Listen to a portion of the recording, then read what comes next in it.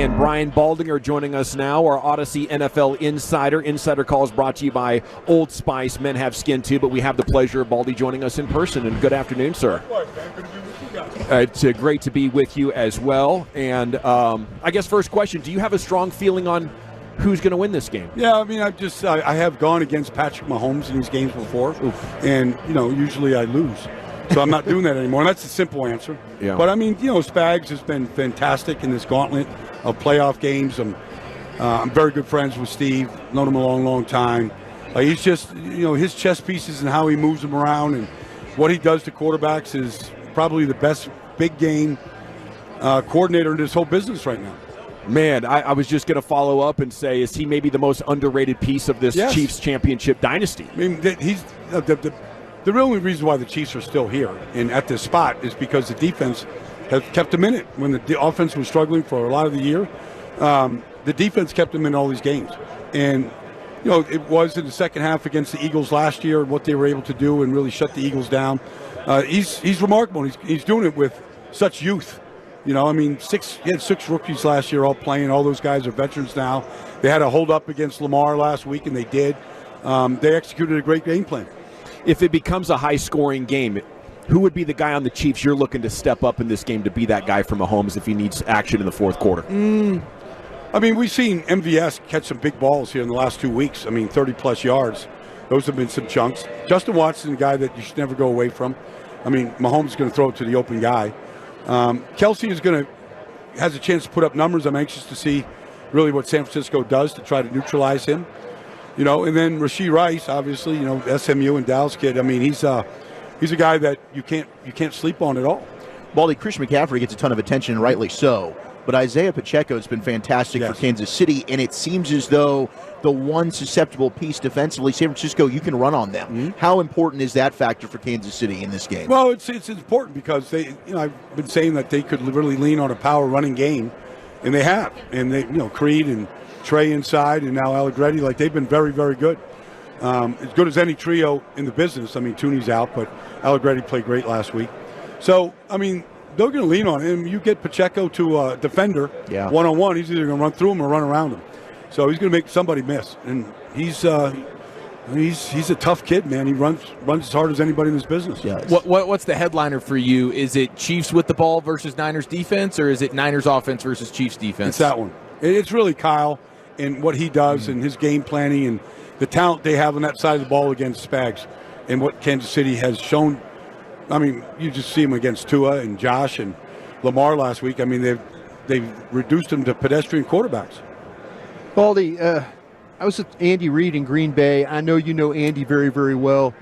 And you're starting to hear whispers, and I don't know if they're real whispers. Could this be the final one for Andy Reid as you look at this?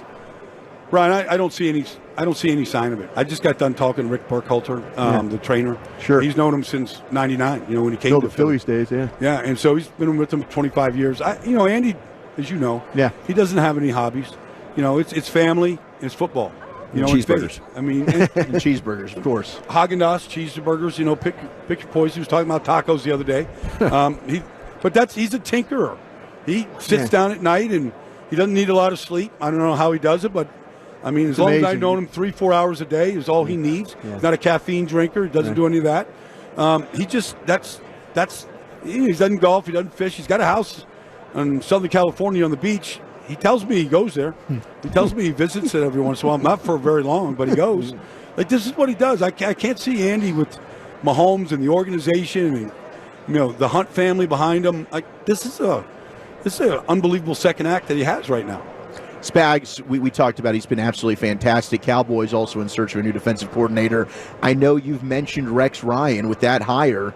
Tell us, what do you like about Rex? Well, Rex has one philosophy, and the philosophy never gets old. We're going to kill the quarterback. We're literally going to hit the quarterback. Because when we do that, everything else is going to fall apart. We're going to take the ball away. We're going to neutralize their playmakers. We're going to put them in negative situations. And Rex loves to do that, and the players love him. Now, I don't know. He's been out for, 8 years or whatever. Yeah. When I talked to him, he loved his gig at ESPN. Didn't have to work that hard. But I think he's, a little perturbed about how defenses are being played in this business. And I think he's got an itch, maybe, to come back. And if he did, I wouldn't even talk to anybody else. Like, I would go, Rex, you want to come back? If you're all in, I'd love to see him back. The game is better when Rex Ryan's coaching. It's Brian Baldinger here on The Fan, and his appearance is brought to you by Old Spice Gentleman's Blend Body Wash, providing exfoliation plus 24/7 moisturization because men have skin too. Tony Romo today in the morning news talking about, this team is too good to keep getting this far, not eventually break through. Do you feel that way about these Cowboys? No, because I see a consistent flaw when they get to the postseason, and they're not playing their best football. And why is that? I mean, 3 years in a row now, they're getting bounced and a couple times in front of the home fans. Like, they got to play better in big games. And so I don't care how many points you beat the Jets by. That doesn't make any difference in January. January football has not been good to them, and they haven't played well. Quarterback hasn't played where you got to elevate your game the way others do. And so everybody has to elevate their game in this part of the game. I mean, all the takeaways they've had in the last 3 years, they don't show up in the postseason. We've seen legends since the loss more angry, I think. D. Ware with us an hour ago said he was PO'd. The Michael Irvin video that went viral. And today, Emmitt Smith on CBS going after the coaching staff. Okay. Saying he'd have fired Mike if he was GM. Okay. How do you approach that one? Well, I mean, that's what players, they've all had great success in Dallas, and they have a voice. And it's a valid voice, but it's just that. It's just an opinion. It's a voice. Like, they don't make those decisions. Personally, there were some coaches out there that I might have wanted to talk to, and it's not a knock on Mike and what he has done and what he did as a play caller this year.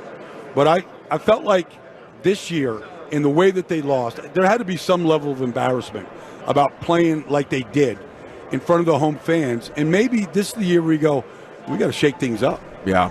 Can legends influence Jerry Jones? Because we feel like they're stuck in status quo mode, and we need them to be shook out of it. So maybe Emmitt could be part of, putting pressure on him. Well, it's a long drought, and maybe those voices. I mean, obviously he's got respect for all those guys you just mentioned, tremendous respect. But, it's been a long, long drought. And at some point, Jerry should be pretty shrewd at just looking at himself in the mirror and what he's not doing right. Whether it's leadership within the team, how he, just how good he makes it for the players to enjoy themselves and be treated like first-class, players like the way they are. At some point you got to, strip it down and see what is the flaw. Man, I don't know about you guys, but I can't stop looking at Baldi's finger. Is that seeing that thing? No, I love it. I absolutely. It's amazing. Love it. It's an incredible finger. I think it's a top 10 sports finger of all time. I showed mine next to Anthony Munoz yesterday. We have the exact same departure, exactly the same finger on each hand, just dangles. It's the pinky going away from the hand at 45 degrees. Is that stuck in a helmet? It got stuck in Randy White's jersey. Yeah, it got pulled out. Oh my gosh. So, okay. Yeah. The fact that it happened with Randy White it makes the story even cooler. Yeah, well, he was the master for a reason. Yes, he was. that gives you credence about that. From a pain standpoint, is that where would you rank that in terms of football pain you've endured? Well, when it first happened, it was pretty painful. The defensive line let me know about it when I walked into the lunchroom that day, and they all stood up and imitated my whine, and my cry. Make me feel real good about it. And then they all held up their hands, and they're like, join the club. And they all had demented pinkies and fingers. It's a rite of passage, man. It was the badge of honor. Can you put that pinky up there on the screen so our Tolos and Twolos can see that thing? That is an impressive finger. What we had Darren Woodson yesterday. Yes. He said it was by year four, he was first in line for the Toradol shot before the game. Oh, really? How long did it take Baldi to say, you know what, I need a little bit of this? I wasn't a Toradol guy. I just taped it. Yeah. I just taped it for the next 11 or 12 years. Was there anything after you had the finger injury that it became more difficult to use that hand? Yeah, in daily life. Well, you can't get change out of your pocket. Oh. The change out of your pocket, it just falls right through. So that's hard. I remember I played on a winter basketball team with Roger Staubach one year, and he had a finger. He's got a finger. Oh, he's got one. He's got a finger. So he went to get his fixed. And so they said, okay, so he went and had the operation, whatever they did. They had a splint on it. And they said, don't do anything, Roger, for 6 weeks. Well, he's back on Tuesday night playing basketball, and the ball hits the finger. The splint falls out, pops out, and the finger goes right back. And it's stayed the same ever since. Oh, that's amazing. Roger could get after it on the basketball court, couldn't he? Well, he was a hog. He was just, he didn't pass the ball. It was in Rodgers' hands. He wanted to score. That's crazy. You think he's the point guard, he's the quarterback. No. He wants to get his guys going. He played basketball differently than football. Yeah, he was unbelievable, though. Man. competitor. So it happens against Randy White, the Manster. Yeah. What was it like prepping to face Randy White? No, you for a didn't game prep. week? You just you had to there was going to be stuff after the play, every play. Like, you weren't going to take any of it. He was the measuring stick back then. Like, I remember the first time I actually blocked him, one-on-one pass blocking. I think I went out and partied like it was 1999. Let's go. Yes. I did it. I could do this. Oh, Brian Baldinger here with you on the Fan. So have you been getting your workouts in here at the hotels? Yeah. Yep. Now, can those machines hold you? Do you just put the whole stack on and go? Or I'm not quite like that anymore. But, I'm just in the maintenance phase. I'm just trying to maintain whatever I got left. So the gyms seem to have enough of that. Well, you're doing a hell of a job. You're keeping up with these young guys, aren't you? Oh, yeah, I can run them out of the gym. So yeah, I have a lot of energy. Okay, what's the buzz in Philadelphia now? Where are they going? What are you hearing? Well, I saw Jordan Mailata today and Jason Kelsey and Lane Johnson. I mean, they're all around here. They changed the coaching staff. They changed the coordinators, a lot of position coaches. They needed to. I thought that they were somewhat lazy. I didn't think they played hard. I didn't think they were in great condition. I don't think I'm saying anything that's like out of turn here. Okay. But that's how it looked. They didn't have – they were very predictable offensively. Defenses were calling plays out before they even happened. And so they need to get back to like a more diversified offense. Get back to – you talk to Mailata and to Kelsey, they'd like to run the ball a lot better than they did. Do you think they can avoid a down year next year? Are they going to – Well, they need – they need more speed. They need some playmakers on defense. They got to rebuild the defense. They largely play without linebackers as well, like Dallas. And so just guys off the street, and they weren't good enough. They need to be – and they had a lot of injuries. But, these young guys they've been drafting from Georgia, they got to develop. Has the sentiment changed on Hurts? Yeah, it has. I mean, he fell off this year after an unbelievable year last year. And now some of it was injury-related, but 3 years in a row he's been banged up. It's part of being a running quarterback. You got to – and look, but I think from the leadership standpoint and, maybe Brian Johnson is offensive coordinator, I think there were some things there that they didn't have when, they had Nick's, when Nick was there along with, some of the other coaches. How about in Washington, Dan Quinn there? Are these guys going to be a threat in the division soon? Well, I mean, I'm a big fan of Cliff Kingsbury hire. I like Cliff a lot. I think a lot of the concepts work at the NFL level. We'll see what they do at the quarterback position. I mean, I hear all the chit-chat about it right now. I don't know if that can get done or not get done. But I think if you put Caleb with Cliff, I mean, I think this offense, if they address the offensive line, they got a lot of talent around them. And then where do you put the Giants in the NFC picture as far as expectations going into the offseason? Well, I saw Saquon today. I mean, is he going to be a part of the team or not? And, sure. They've made changes in their coaching staff, and, they haven't been able to put an offensive line together, a very good one for a long time. They broke down from really the first week of the season against the Cowboys. And so they never really put it back together. They got to get that fixed. And they got to, keep those guys in the lineup to have any kind of a chance to. But I think defensively they've got a lot of talent, and I'm anxious to see what they do with it.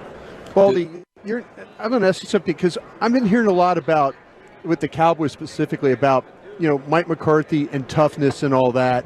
And we would say players, coaches, and stuff which drives me nuts. I hate when somebody says he's a players coach and all that. Mm-hmm. I hate that.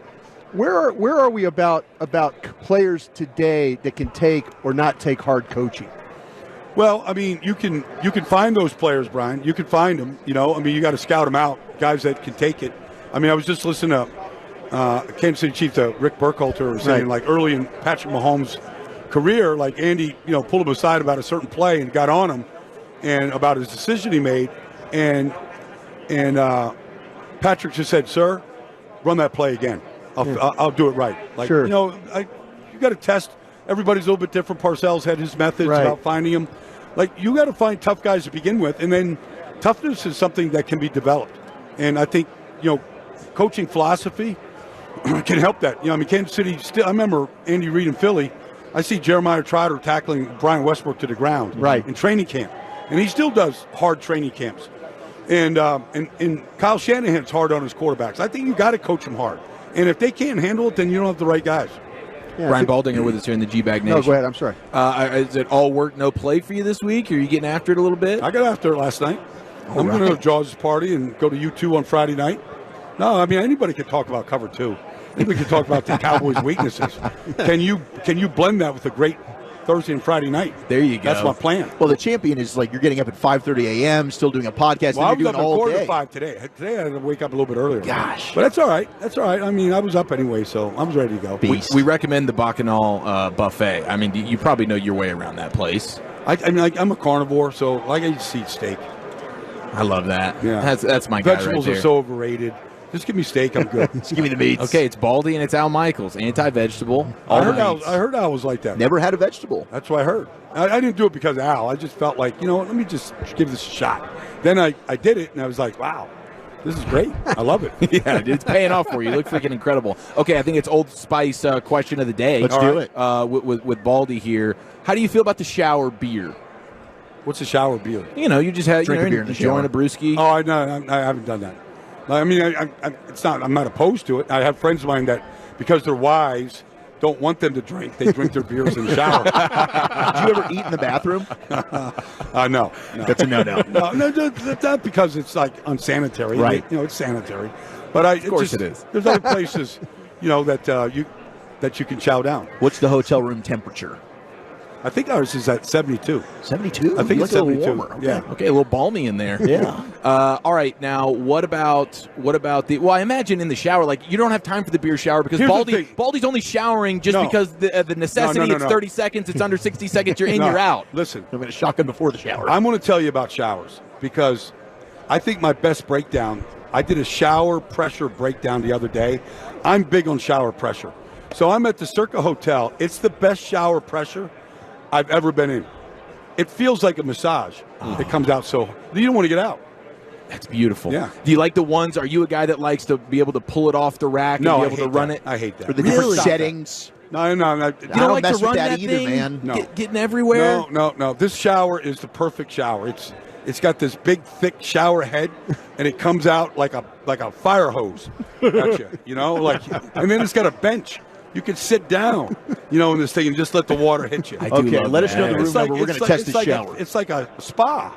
Yeah, That's amazing. Are you a like a jacuzzi kind of? Well, when's the last time I like Baldi a steam room. took a bath? When's the last time Baldi took a bath? I don't know. Like when I was a kid. Yeah. Yeah. Okay, and I think I know the answer to this one because I know you're a savage animal and you're willing to. You just said sanitary to eat in the bathroom. You just haven't done it yet. You Yeah. know, the mood hasn't struck. Well, I don't believe all those diseases are on the ground. Right. Okay. So like at a place like this, Radio Row, all just disgusting, sweaty, plumber's cracks everywhere. If you get hit with a little tummy situation, you're going into these bathrooms, no problem. You'll go cheek to seat, no big deal. Yeah. I mean, Okay. That's what it's there for. Yeah. No, but no the Roman hover. baths do the same thing. Okay, so there's no hover technique. It's not There's- even a consideration. There's Yeah. no putting the toilet paper I mean, I'm not over a the fan seat of as a people who buffer. don't flush. Sure. Do yeah, their yeah. business for you. That's I'm not an a fan issue. of that. But cheek to seat, no matter what. no, I've never done any other way. True or false? You've gone to the bathroom in a Bangkok restroom. And a hole in the ground with a hose. We know that one. That's one legendary story, sir. Legendary story. Brian Baldinger. Yes. I'm sorry. I was actually going to ask you about the coyote being bitten, biting a player. Have you seen that story I here heard in Vegas? it. I heard it was Lake out there. Vegas. Like, I don't know. I mean, Not sure who the player is yet. Yeah. Okay, because we Broadus kind of thinks maybe this is an outdoor pee well, if situation. we have some that video went evidence, awry. that will help. The last time Baldi took an outdoor pee, which I think is one of the more liberating things about being a man. Great feeling. Well, I mean, I have a big private backyard. It happens all the time. That's Happens all the time. I fall more and more in love with Baldi by the day, man. Fantastic. All right, guys. Can we take a picture of you with your face or with your hand on my face with that finger? If you choose. All right, if you if you choose. If you want. Have fun Thanks, tonight, Baldi. man. All right, guys. There take it care. goes.